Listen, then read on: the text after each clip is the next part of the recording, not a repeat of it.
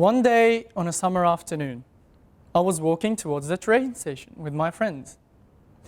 As we got to the platform, an old lady, with her back bent, came shuffling towards us and stopped. With her head still facing downwards, she politely asked, "Excuse me, sir, can you tell me the way to Shinjuku Station?"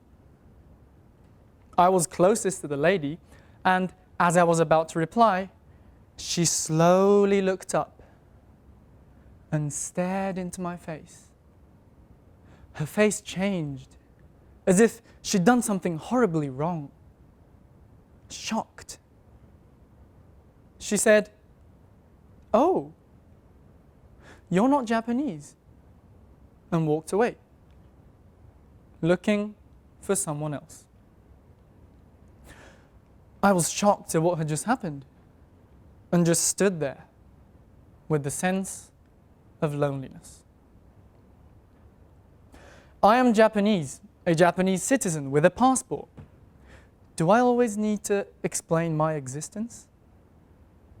Do I always need to explain how I look?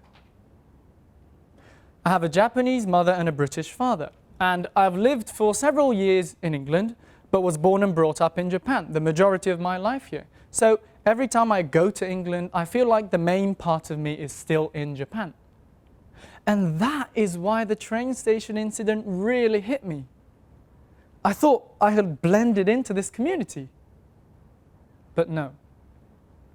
It was a reality check for me. My station platform incident was not a television drama. It was real life in Japan. Now, try to think if you were me, or you were the old lady. And this happens to you repeatedly. It makes you think. It makes you want to explain it. Now, here is what I think. We all deserve equal treatment and respect. That is the foundation of democratic society. Equal treatment and respect are our destination. You, me, and the old lady. So, how do we arrive at equal treatment and respect? I want to suggest 4 ways to that destination. The first way is the gift of appearance. I look a bit different to other Japanese people. Maybe you do too. But is every Japanese person typically Japanese? What does it mean? We are part of a Japanese community. Think about it. Ask yourself, do I look a bit different to other Japanese people? Do we have to look like a person of a specific type or a specific nationality in order to be part of their community?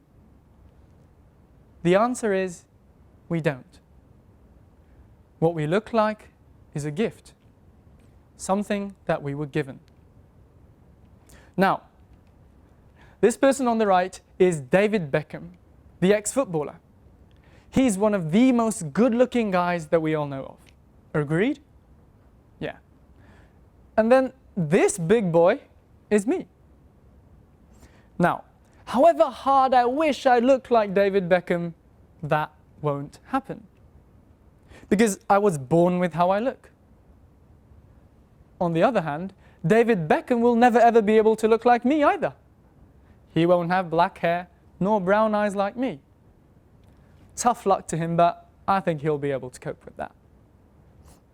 Now, my point is, whether you have dark skin, lighter skin, blue eyes, brownish eyes, straight hair, curly hair, it's something given. Appreciate and respect your own appearance.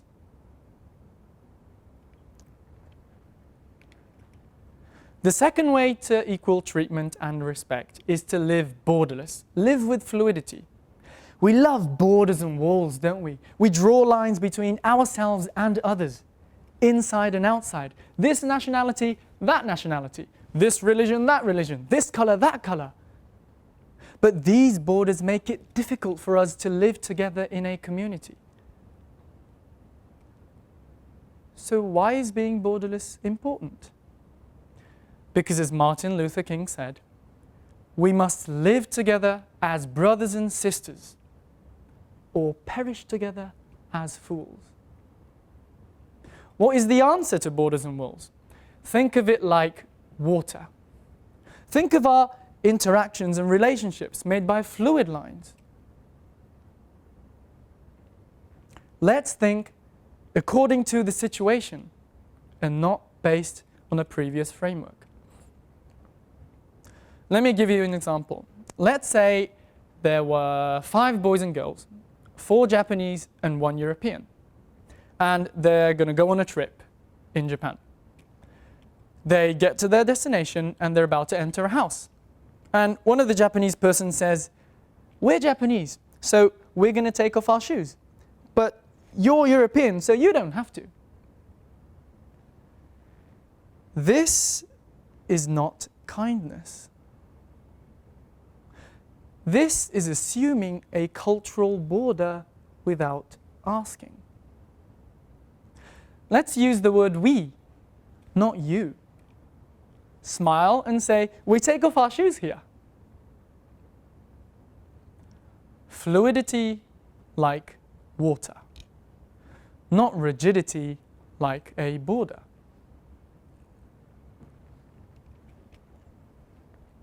We must make a society a safe place for everyone. All around the world, discriminated people have to sacrifice their lives for equal treatment and respect. Millions of people have bled to death, dreaming of a world of equality, for a better life, for a better day, where they can just go out to the grocery store and do their shopping, or go to school, go to work without fear, even fearful of the police, the people that are supposed to protect us. We all want a place where we can feel safe. We all want a place where we can feel home. We want to feel the significance of our existence. So when you see someone who looks lost or who needs help in a meeting or even in a party, go to the person. Say hello and talk. A thoughtful act can make you feel that someone really cares about you and your existence.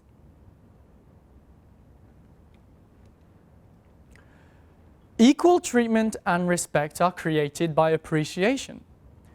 I'm a medical student in Japan at the International University of Health and Welfare, and every day my medical studies teach me an incredible thing, a wonderful thing.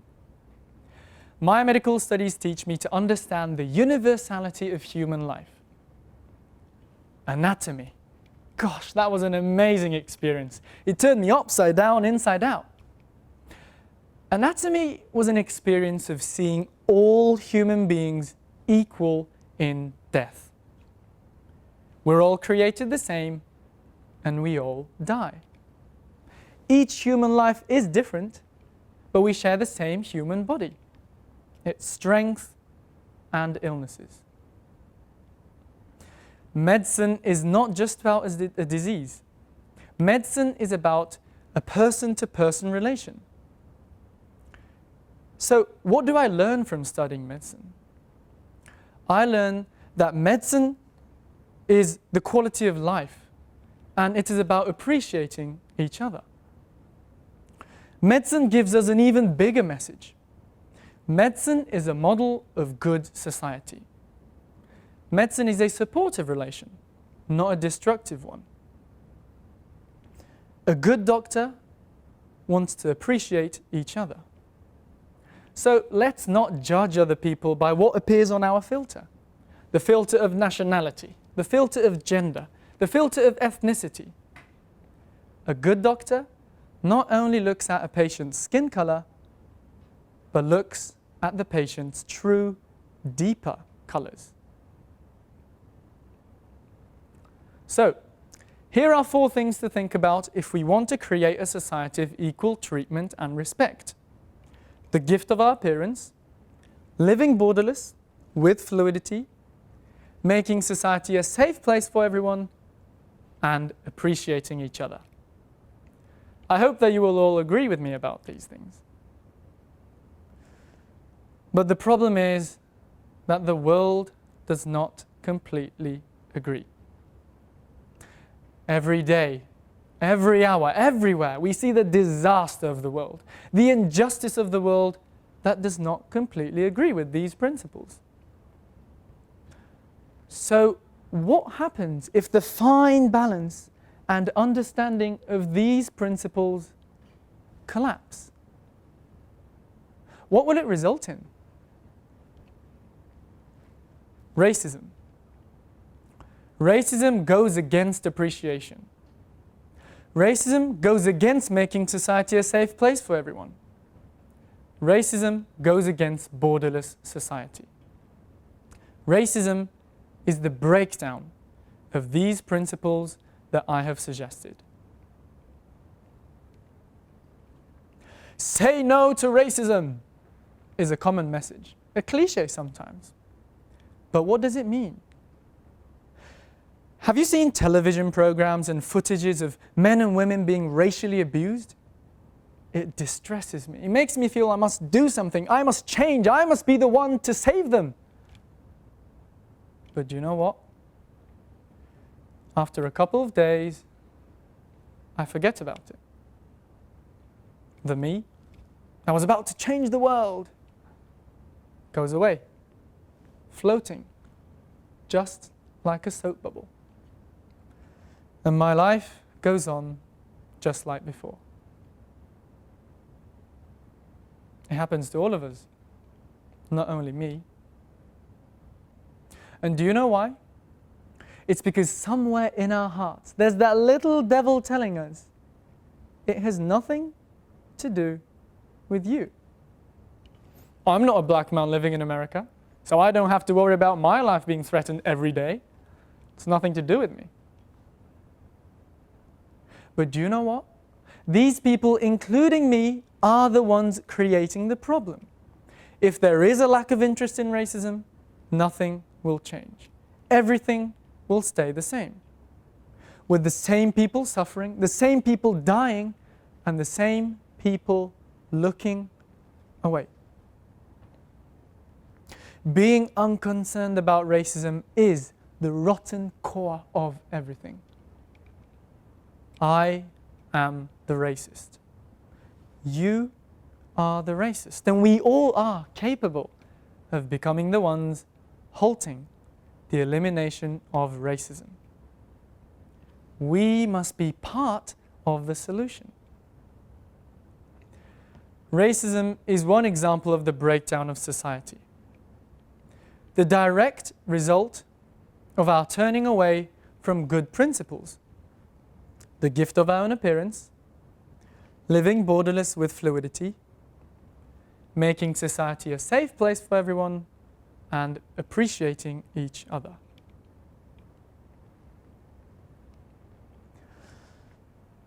I believe that Japan are standing at a crossroads of equal treatment and respect. We, the new generation, are standing at those crossroads. What kind of future do we want? You and me.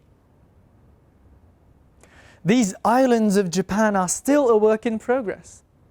Japan is a multicultural and multi-ethnic society, but sometimes we don't realize it. When you walk down the street, do you think all shoppers look Japanese? People still gaze at foreigners out of curiosity, just like children discovering a rare type of insect. But do you know what? There are more and more non-Japanese looking people around us, at school and at your workplace. Typical Japanese. It might be time that we retire that stereotype. As I am coming to the end of my talk, I would like to go back to the station platform.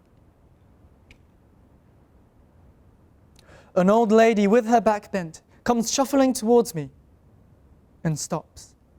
With her head still facing downwards, she politely asks, "Excuse me, sir, can you tell me the way to Shinjuku Station?" I am closest to the lady, and as I am about to reply, she slowly looks up and stares into my face. And then she waits, just like she would to any other person. I tell her the way to go. Thank you, she says. And we get on the same train. This is Japan tomorrow. This is the new normal. We have the gift of our own appearance. We can live with a fluid and borderless mind. We can make society a safe place for everyone, and we can appreciate each other. You, me, and the old lady on the platform are going in the same direction. We are all in a parade of life, traveling down the road, flowing in the same direction. Thank you.